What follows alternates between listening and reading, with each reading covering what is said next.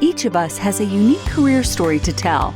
For some, these fly high like rocket launches. For others, they're more like the game of chutes and ladders, with advances and setbacks along the way. Either way, we learn countless lessons from these experiences. And that's what we put into the spotlight here at Career Sessions Career Lessons. Join discussions featuring a variety of guests sharing their stories of ups and downs, as well as the secrets of their success and what drives them to continue moving forward. We break down the tools and resources that will help you establish your dream career and realize your professional goals.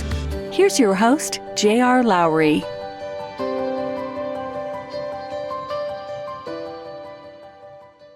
I'm J.R. Lowry. This is Career Sessions, Career Lessons, brought to you by Pathwise.io. Pathwise is dedicated to helping you live the career you deserve, providing career coaching, content, courses, and community. Basic membership is free, so visit Pathwise.io online and join today. Today, my guest is Dave Duncan. Dave is a senior partner at Innosight, which focuses on helping leaders to develop customer-centric teams, strategies, and organizations. He's advised and written extensively on how organizations can build systematic capabilities for innovation and is a leading authority on the theory and application of jobs to be done. Dave is a featured speaker and author on topics of innovation and growth. His latest book, The Secret Lives of Customers, uses a unique approach to solve the mystery of customer behavior.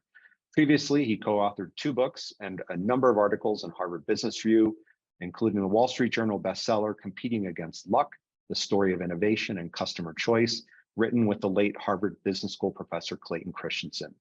Prior to Innosight, Dave worked as a management consultant at McKinsey & Company, and he earned a PhD in physics from Harvard and a bachelor's degree from Duke. He and his family live in Rhode Island. Dave, welcome. Appreciate you spending time with me today. It's great to have you on the show. Thanks, JR. It's great to see you again. Appreciate the opportunity to be on your podcast. Yeah, always good to catch up with people that I've worked with in the past. You and I worked together at McKinsey many days ago. Gone on to different things since then. So you're now a senior partner at Innosight. Tell our audience a little bit about the firm and about your role specifically. Sure. Innosight is I'd say it's a boutique consulting firm. It's been around for about 20 years. It was started back in 2000 by Clayton Christensen, who I'm sure many people listening to this will know is a very famous business guru at the Harvard Business School.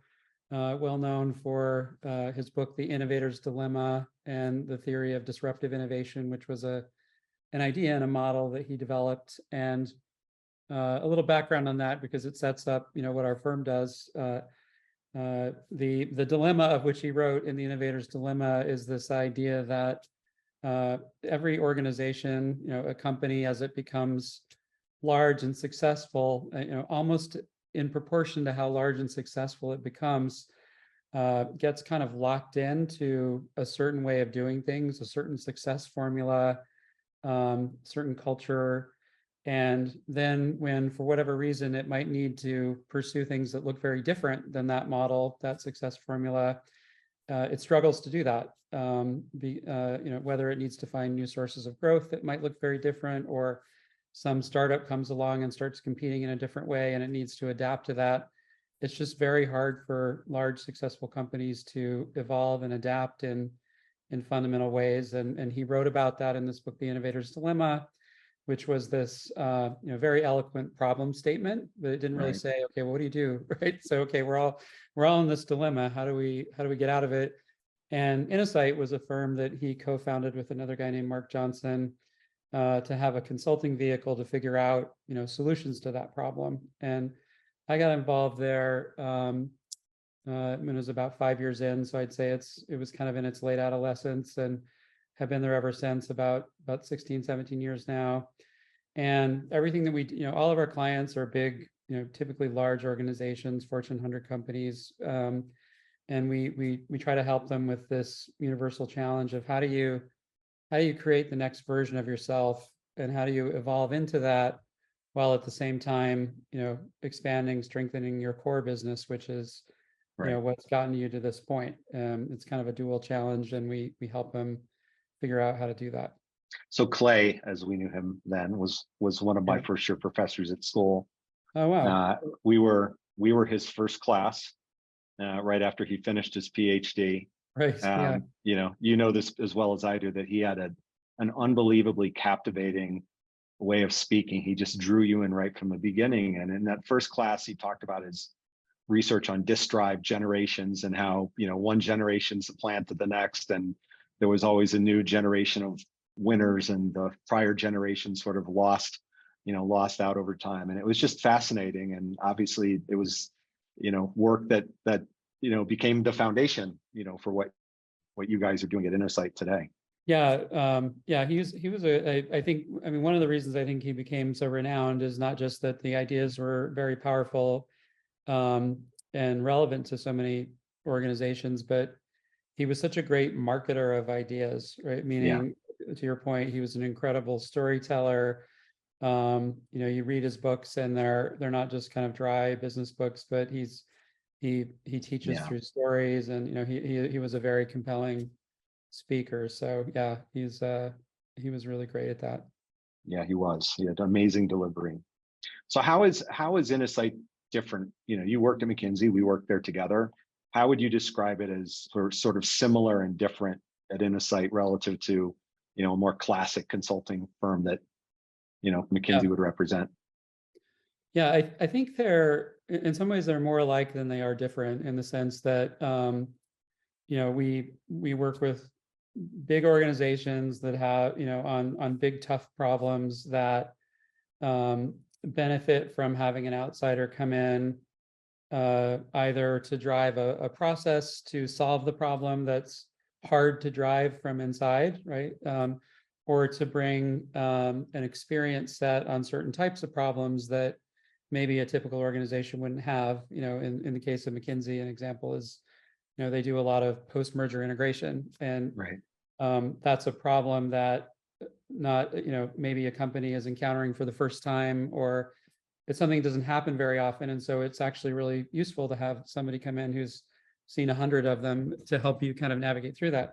We don't do that type of problem at all, but and so that's kind of the same type of work we do. I think it differs from McKinsey in a couple of ways. One is, we have a narrower focus in terms of the scope of problems that we tackle. McKinsey has been around for 100 years and has thousands of people, and they do everything from that to strategy to all kinds of operational effectiveness and cost cutting and all of that type of stuff. We are really focused on this one problem of how do you evolve into the next version of yourself, and then there are sub problems around that we focus on. So we actually do a lot of strategy work, and we might compete with McKinsey for that type of work. We tend to, and sometimes we win, sometimes we lose.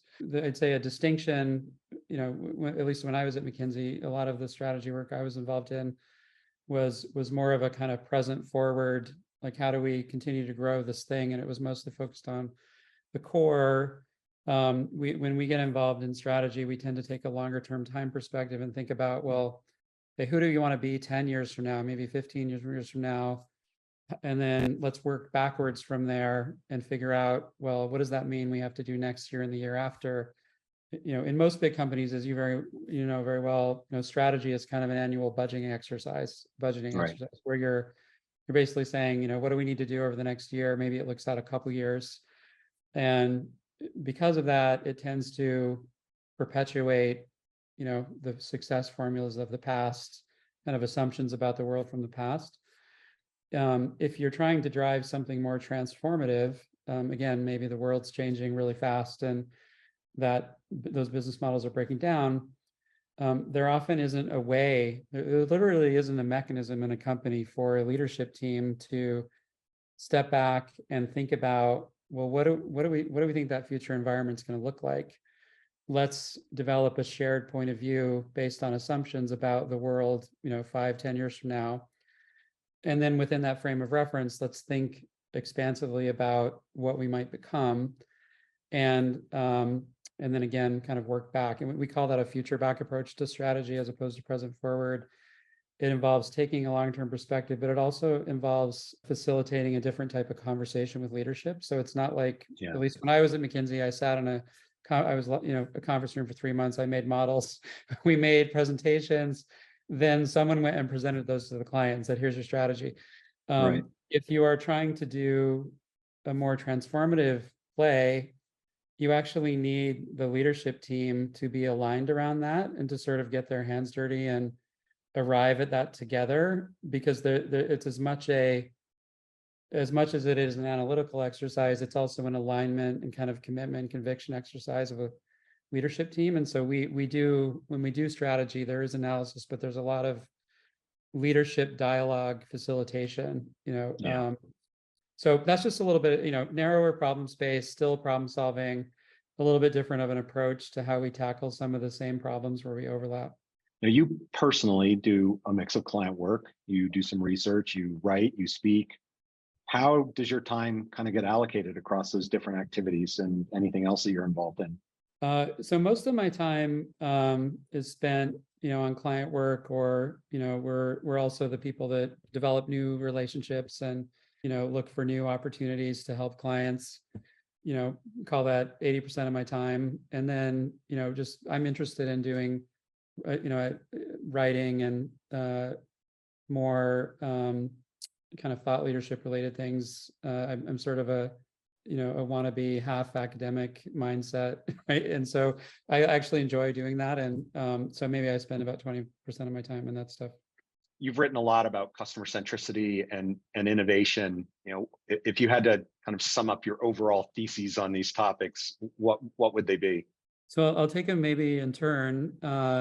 So, in that problem space, I mentioned that we kind of focus on a big area of focus is, how do you enable innovation, in a large, operation, like a large company, particularly innovation that is looking more to the future.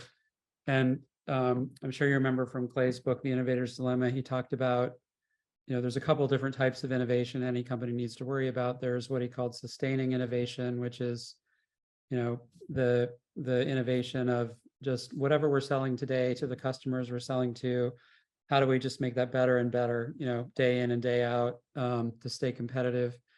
And that's where, most of the innovation dollars go, because that's kind of your lifeblood, is continuing to serve your current customers, your current products. But then there's other types of innovation that are about, finding new sources of growth. And the trick of breaking out of the innovator's dilemma is you have to be able to do both of those things at the same time. So be really good at the sustaining innovation, but at the same time, discover opportunities to innovate outside your core, and then manage all of that as a portfolio. And so I'd say the thesis around that from an organizational capability perspective is that you need to think about innovation as a system design challenge. So every company will say innovation is important. A lot of companies will launch things to try to get better at innovation or spark more innovation, particularly of the type that's outside the core.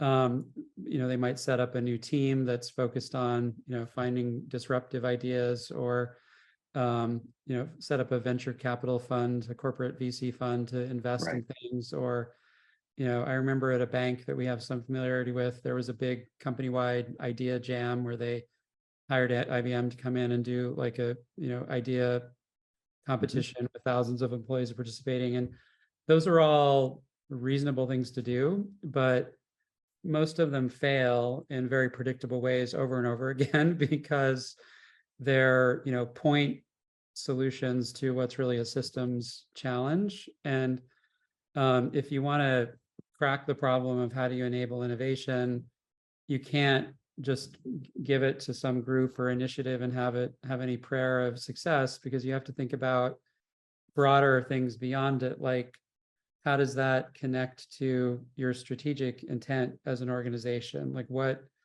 how does it connect to your resource allocation mechanisms? If you're going to explore and scale something outside the core, well, you have to take money from something in the core. And that means you have to stop doing something. And there usually isn't even a way to think about how to do that, right? So I think if you want to enable innovation in an organization, we really think about it from a systems perspective and how other things need to change beyond that. What about customer centricity, the other big topic that you focused on?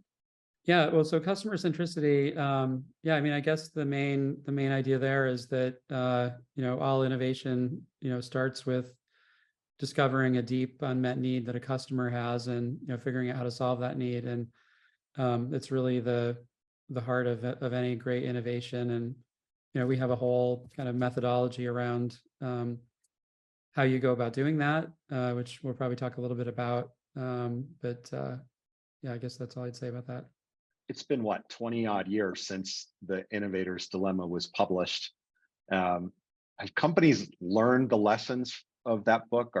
You've been doing this for 17 years, or so, working at Innosight, over the course of that time, do you feel like companies have gotten better about this, or are they still struggling with the same things that they were struggling with, at the time the book was written, at the time that you first got involved at Innosight?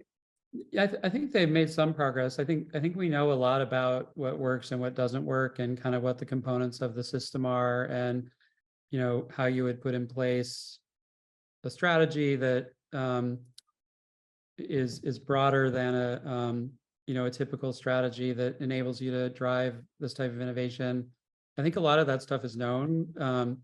I think where the frontier of where organizations struggle, and I think these are things that are still being worked out. I don't think I have all the answers to this, or they have to do with how do you drive culture change, and how do you drive the change management associated from getting to this current state to this end state that we understand.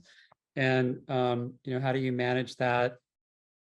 How do you manage from evolving from where you are right now with all the constraints associated with it to this new model where you've got this portfolio approach and these new capabilities? Yeah, and it goes back to what you said a minute ago, and I think this is true of many things in a company. It's like, you can talk about innovation, you can make innovation the responsibility of a few people, but if you really want innovation, everybody has to think that way all the time, right? Same thing with customer centricity. It's like you have to make it part of your ethos, really, and that's hard, and you can, very few companies, I think, are really able to establish that and sustain it. They get too addicted to the current state, right? Which I think is ultimately what the Innovator's Dilemma was all about. Yeah, and what I think made it so brilliant as a book was, among other things, was that it's for really good reasons that they're doing those things, right? Yeah. Meaning it's not, Clay used to say, it's not that managers are dumb or something. Like Right. he used to say, they're doing all the things we teach them to do at Harvard Business School, and behaving very rationally with respect to running their core business. And it's because all of the incentives and goals are aligned around that it becomes so hard to do this other stuff. You wrote a book with Clayton, one of the several books that you've written, Competing Against Luck. What was it like to write a book with him? Wow, that was really great. I was really, really lucky to be able to do that. Yeah, Clay, there was a team working on it, me and a couple other folks, and Clay were the co-authors on that. And yeah, we would meet probably for the better part of a year. We'd go meet in Clay's office a couple times a week. Yeah. Usually for a couple hours. And Clay, as you know, he had a bunch of health challenges over the years, Right. and he would often just spend all of that time like walking around. Like he'd be kind of in motion, partly because I think he just felt more comfortable that way, but also because he kind of had this energy around ideas, and he had a real delight and excitement about talking about ideas, and trying to solve puzzles that he'd been thinking about for many years. And so it was quite fun. I mean, he would consistently say, this is the funnest thing I'm going to do today, right? Because he would he just really enjoyed bouncing ideas around. He loved this idea that book was entirely about this concept of jobs to be done, and he was a big believer in the profundity of that idea, and that it was a really important thing to write about. So he was excited that we were all working on a book together on it. For people who aren't familiar with the idea of jobs to be done, can you explain the premise of it? Yeah, it's kind of a strange phrase if you've never heard it before, but it's basically it comes from the world of marketing, and it's I think the simplest way to explain it is it's like a very simple model for explaining why customers make the choices that they make. So, why do we buy some products and services and reject others? What causes us to do that? And the model asserts that the reason we pull certain things into our lives is because we have jobs that we want to get done. We have problems we want to solve, or goals that we want to achieve, and you can think about those as jobs we're trying to get done. And it's the appearance of one of those jobs that gives us the energy and motivation to do something other than nothing, which is our default, right? It's our inertia and status quo. It takes some effort to go explore and look for a new solution and learn about it, and trade all your time and money for it, and then adapt your life around it. So what is it that gives us that spark? It's the existence of what Clay called an important unsatisfied job we want to get done. And so it's very simple, right, idea, and we use it as kind of a metaphor and say that you don't buy products, you hire them to get jobs done in your life, just like you might hire a person to do a job like babysitting your kids, or fixing a leaky pipe in your home. When I first heard him talk about it, and he would say this is a really important idea, I didn't really believe him, because I was like, well, it just seems kind of commonsensical to me. And of course he was right, because the reason it's so useful is that part of the driver of the innovator's dilemma is that as companies become large and more successful, and they're selling something that people want, they start to organize themselves around product lines and product categories, so that they can make more and more of that thing and sell it to more and more people with more and more efficiency, right? And they evolve into thinking about themselves from a product perspective, as opposed to the problems or the jobs that they're getting done. So instead of saying, I'm a car company, or I'm an insurance company, or I'm a coffee company, instead of I'm a company that happens to be in the business of helping people with their mobility, like get from one place to another, right? The only reason they get traction in the first place is because maybe when they were a startup, they discovered some job that some customer needed, and they figured out some solution that was compelling enough somebody would buy it. But then they set up to scale that thing, right? And they even start to evaluate themselves, like what's our share of the market of sales of that product, and analysts evaluate them that way, and they set goals that way, and it leads to them not focusing on what's really driving that, which is the job people are trying to get done, for which they might just happen to be hiring your product today. And that's what sets you up to be disrupted, right? Because someone else comes along and says, well, you just think you've got this one solution, you're anchored to it, and that's all you care about.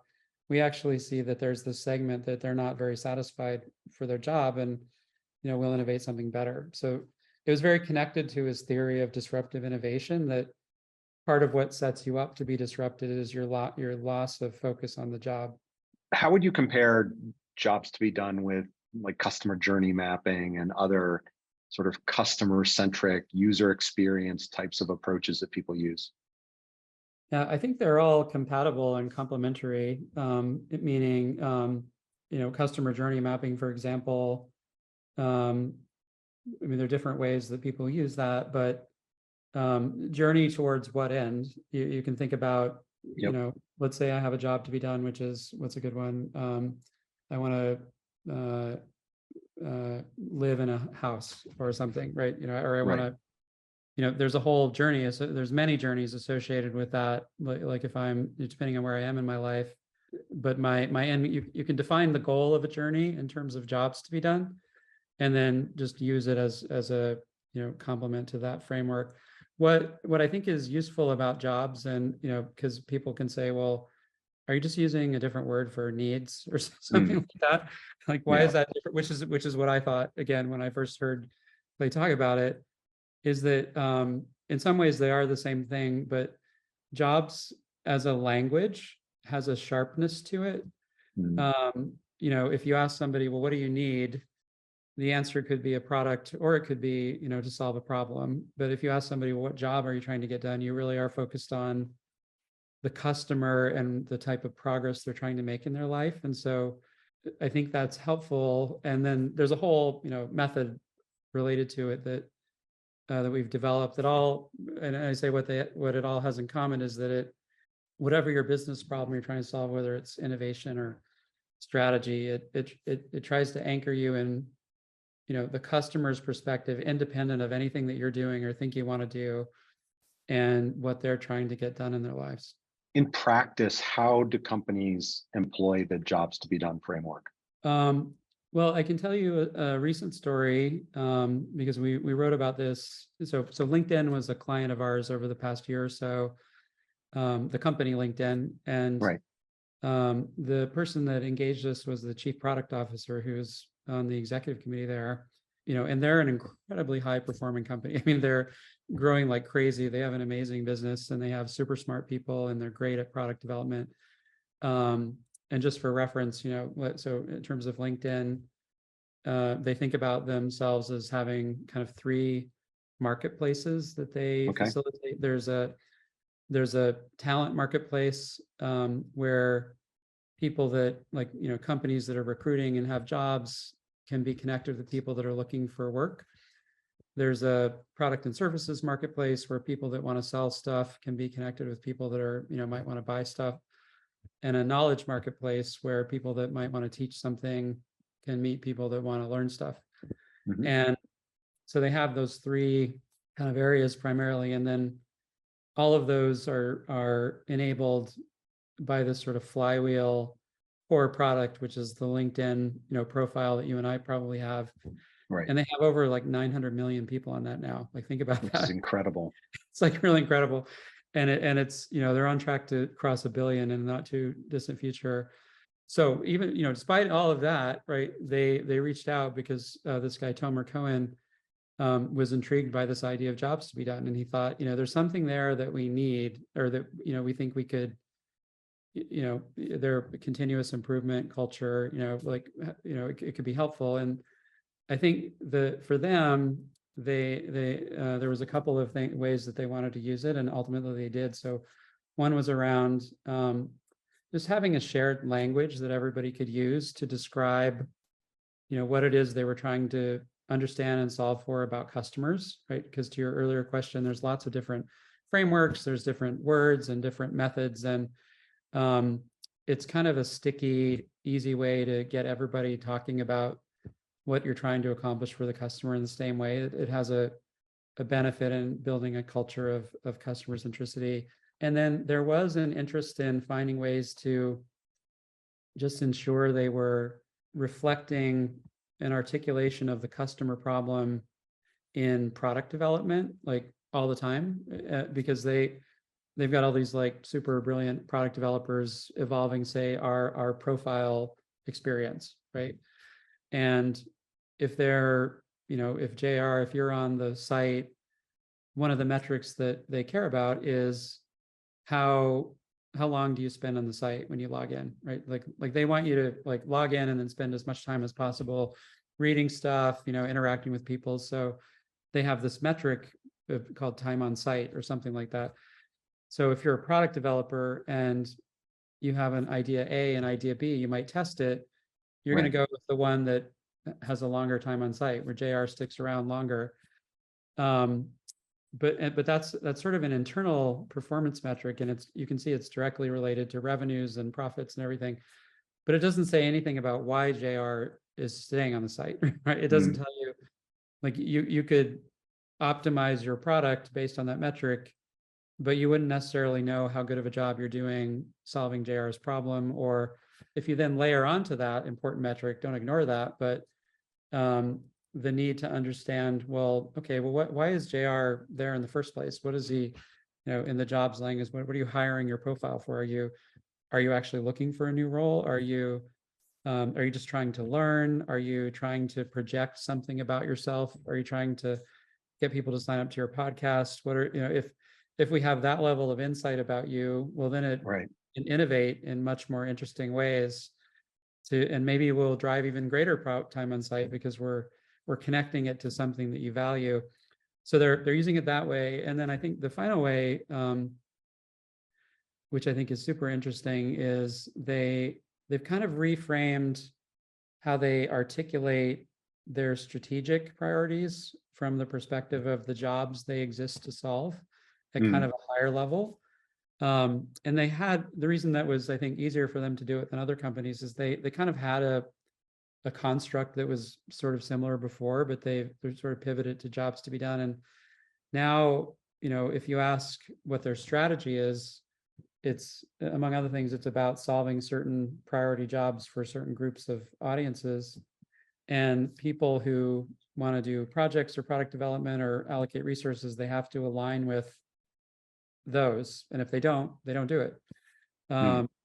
And this is all, coincidentally, I did another podcast last week where I was the guest host. I don't have a podcast, but it was there's this one called the Disruptive Voice, which is a kind of a Clay-inspired podcast at HBS, and I interviewed the LinkedIn guy about all of this stuff. So and he describes all of this much better than I do, kind of how they implemented it. You wrote a book more recently, The Secret Lives of Customers. Let's talk about that one a little bit. What are some of the mysteries of customer behavior that you unlock in that book?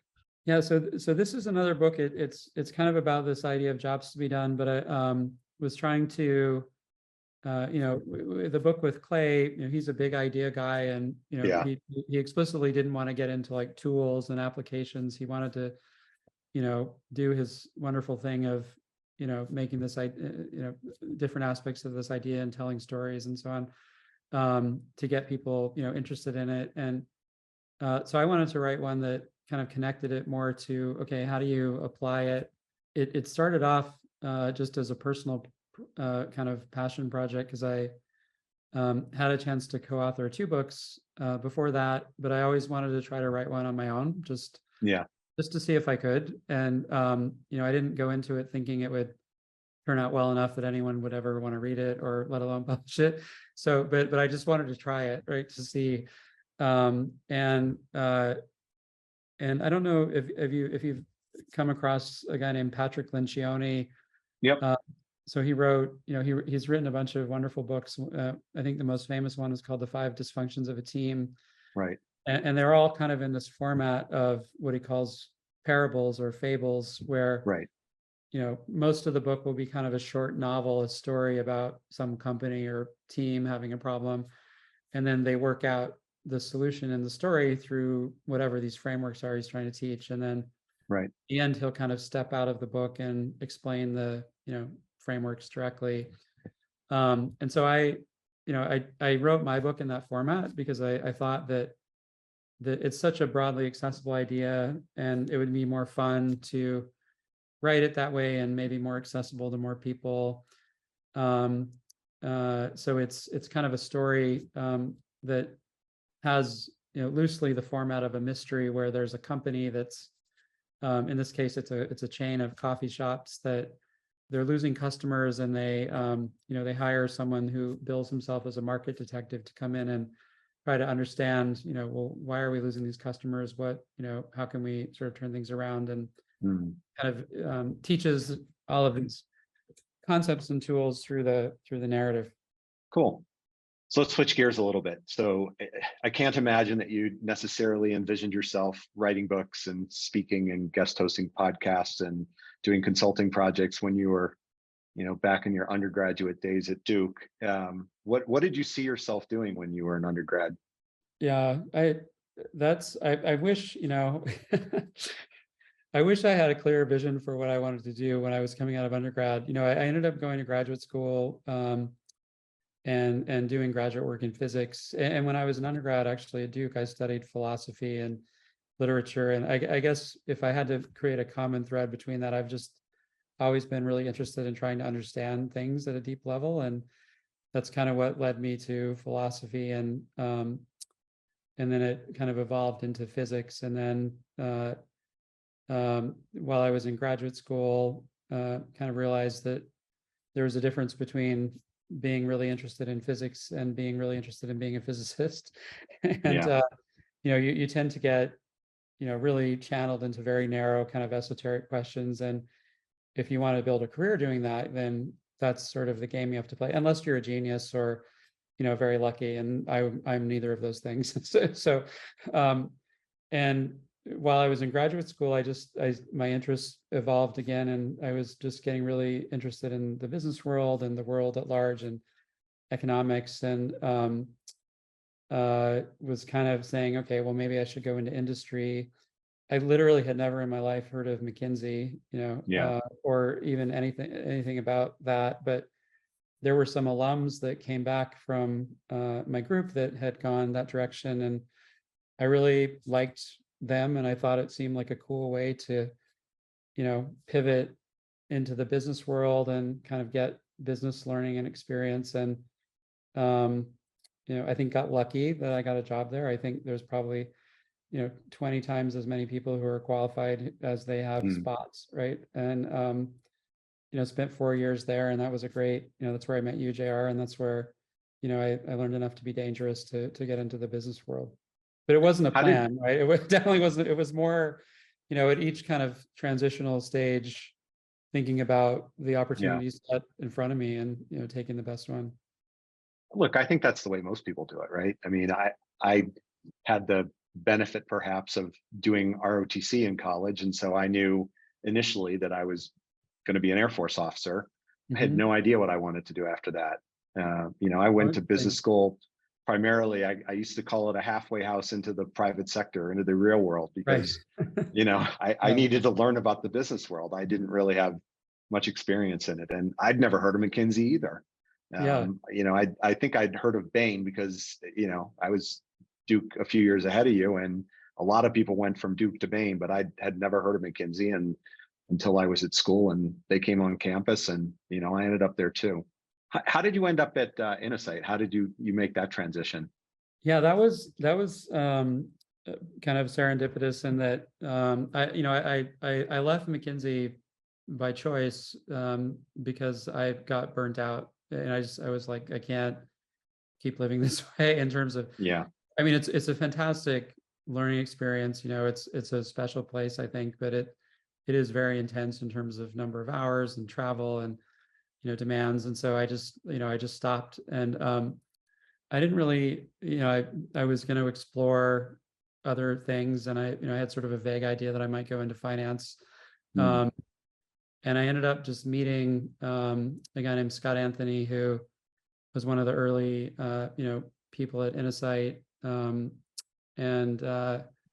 we met for coffee down on Newbury Street in Boston, because someone said you should meet Scott. He's working with Clay and this company Innosight, and I didn't really know anything about it, but he said, we could use somebody that has your experience, and I started as a contractor just to make some extra cash while I was trying to figure out what I wanted to do. It seemed kind of fun and interesting. They didn't have a lot of people with consulting background, and they were kind of trying to build this consulting business. So and I'd say I had kind of one foot out the door for the first year I was there. And then, I think something just clicked, and I thought, well, maybe this is a place I could hang around for a while, because I like the sort of work that we're doing. And I think, and I'm sure you would agree, like the work that McKinsey does is really interesting, right? Great. It was great. It's like super interesting.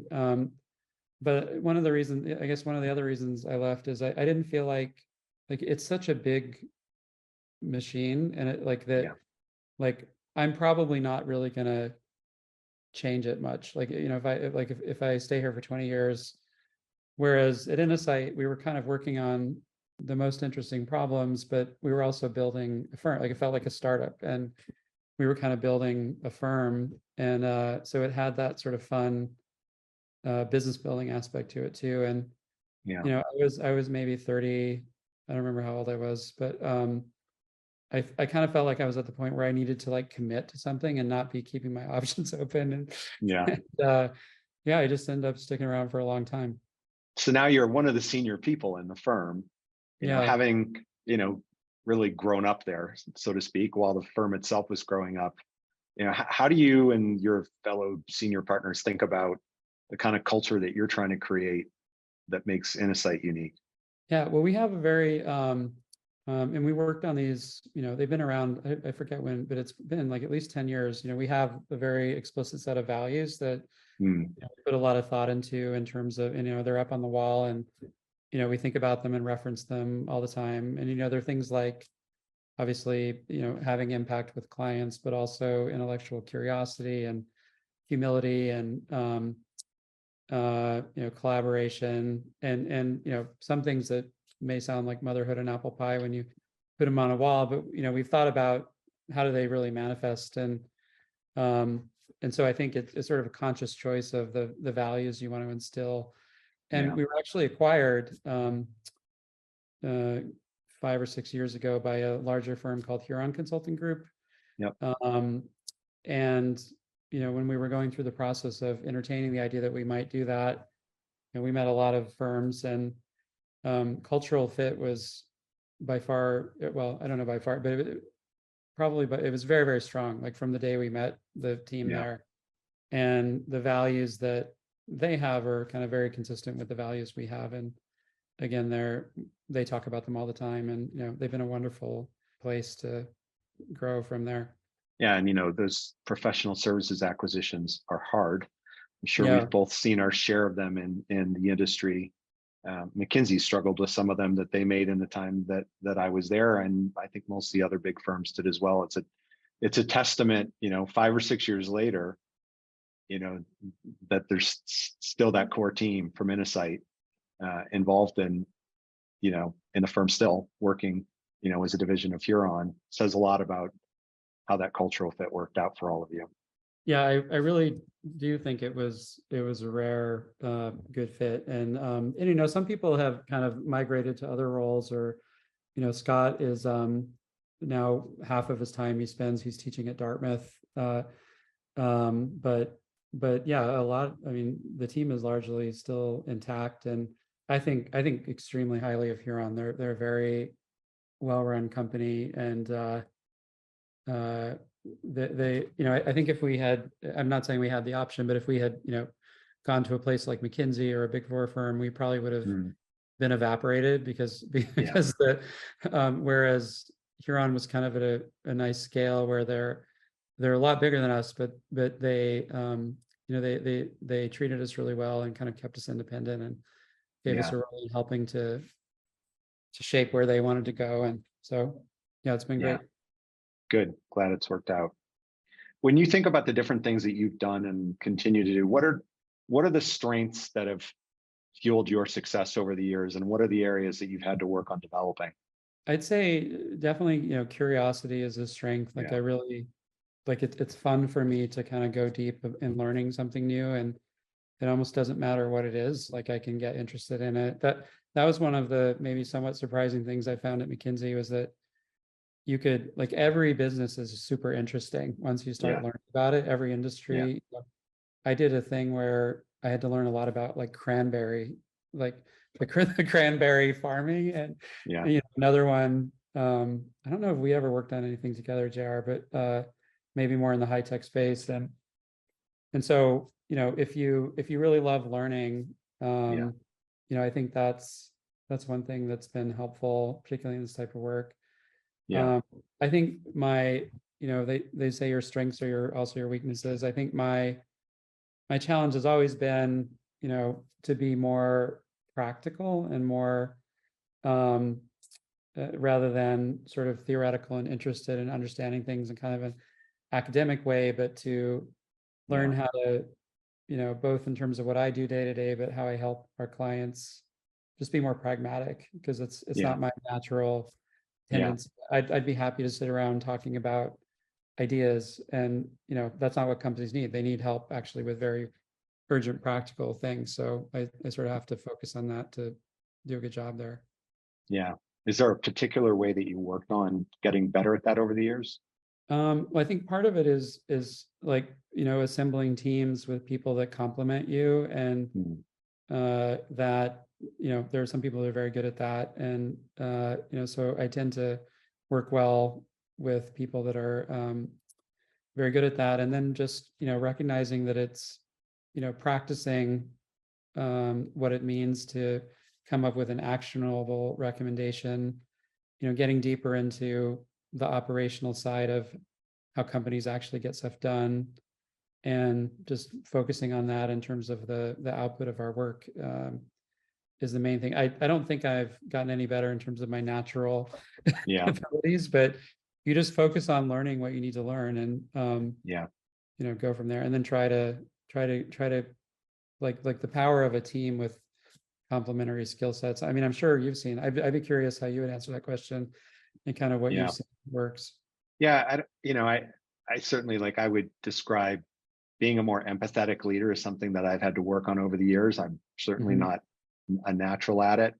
I think for me, it was just recognizing in myself that that was not something that I was particularly strong at, Mhm. and observing others and paying attention to people who were very good at it and what they did, and figuring out a way to make that work for me, because you can't be empathetic in somebody else's way, right? You have to, in Right. particular, I think you have to be empathetic in your own way. That's where being authentic, I think, it especially matters. And I've just kind of worked and practiced and seen kind of how people have reacted to things, and the positive and negative feedback that I've gotten. And at time, over time, I think you get better just from that triangulation, right? But it Yeah. started, and it sounds like it started for you, with an element of just realizing that this is not your natural tendency, but committing to learn it, Yeah. learn it well Yeah. enough to at least, build it into your repertoire. Yeah. I think that's very well said. That's very good and succinct way of saying it. Conscious of time, I guess if you were thinking back to your 22-year-old self graduating from Duke, heading off into the world, what career advice would you have given yourself back then? I think I would have I think I'd advise myself to worry less about Yeah.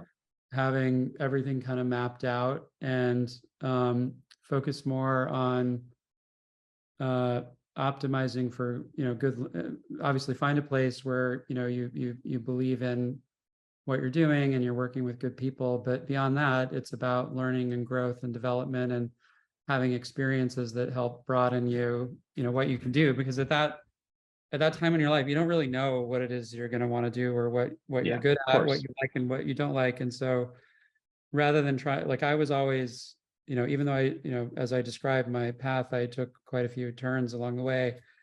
I was always worried about, like, what's my plan, right? Like what's my, Yeah. like, where is this going? How is this going to evolve into some career over time? And I think I would just look at it differently now. I would think about the learning and the growth and development opportunities more than, but because you don't know what's going to come up, and Yeah.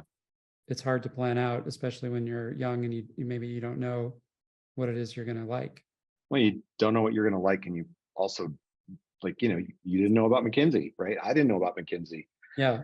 We both had memorable, positive experiences in working there, despite the fact that the hours were long.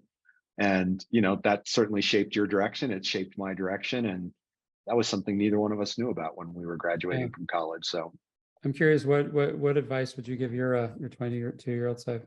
I think I would, the advice I would probably give to my younger self is to focus on being more open. Um, I'm a very strong J.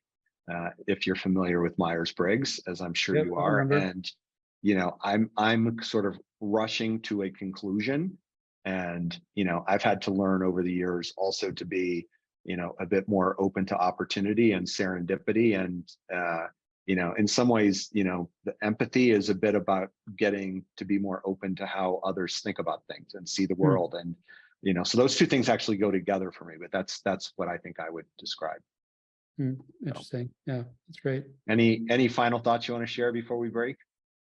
I think that was a good discussion. I appreciate you having me on, and really interesting questions to talk about, and it's fun to reminisce a little bit about some of our shared experiences. Fun to reminisce as well. So thanks, Dave. I appreciate it. You have a good rest of your day. All right, thanks, Jared. You too. It was great catching up with Dave today to discuss his work at Innosight, the broader research he's done into innovation and customer centricity, and his own career journey as well.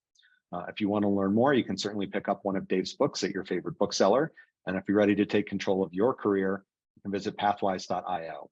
If you'd like more regular career insights, you can become a Pathwise member. It's free. You can also sign up on the website for the Pathwise newsletter and follow us on Twitter, LinkedIn, Facebook, and YouTube. Thanks and have a great day. Thank you for listening to Career Sessions, Career Lessons. We hope the nuggets of wisdom shared today help guide your path to the successful career of your dreams.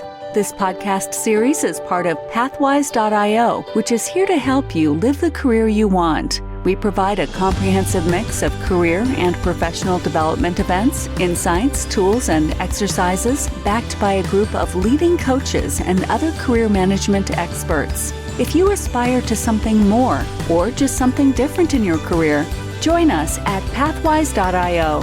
You can find us on LinkedIn, Facebook, and Twitter. See you again on the next episode.